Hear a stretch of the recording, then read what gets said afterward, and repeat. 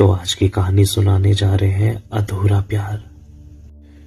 सुमन वैसे तो बहुत ही कामयाब औरत है, लेकिन वो कहते हैं ना कि बहुत ज्यादा सक्सेसफुल आदमी के पीछे भी एक दर्द भरी कहानी होती है। शायद वो ही कहानी सुमन की भी थी।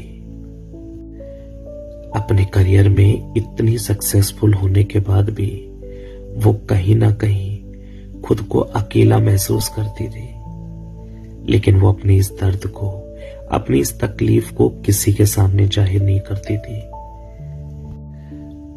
जब भी उसके माता पिता उसे शादी के लिए बोलते थे तो वो कुछ ना कुछ कहकर टाल ही देती थी।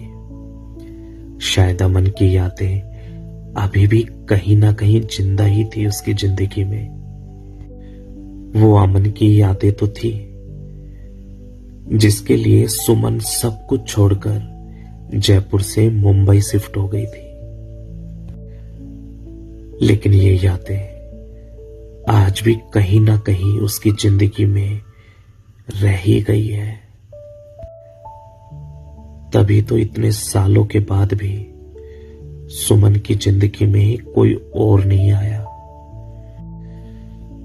हर बार की तरह आज फिर सुमन के माता पिता उसे कॉल कर रहे थे और उसके पिता उसे काफी देर से समझा रहे थे कि बेटा, ऐसे जिंदगी नहीं कटती, कुछ तो अपने भविष्य के बारे में सोचो। क्या तुम हमेशा अकेले ही रहोगे? और सुमन हर बार की तरह कि आप क्यों चिंता करते हो मेरी, मैं ठीक हूं। इतने में ही सुमन की मां ने फोन ले लिया और कहने लगी, ठीक है, हम दोनों मर जाते हैं और फिर तुम करते रहना अपने मन की।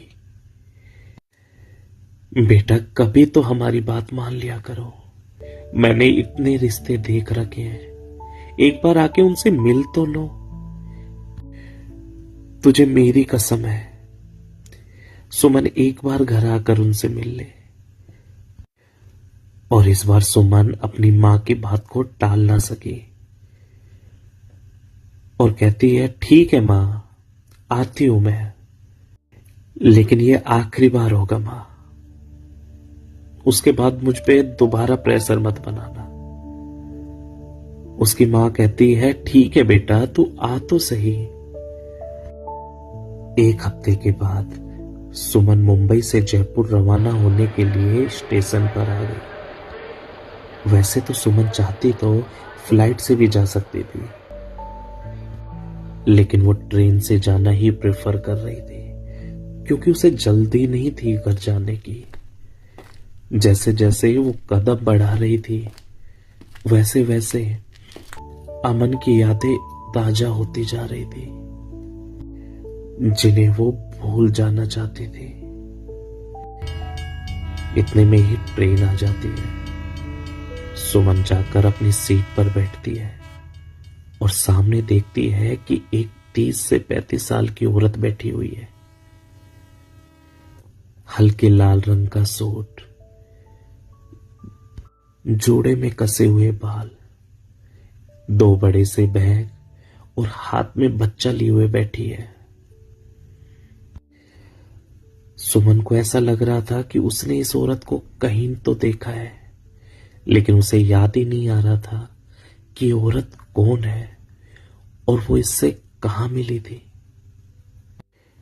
लेकिन थोड़ी ही देर लगी सुमन को उस चेहरे को नाम देने में। रोशनी, अमन की पत्नी।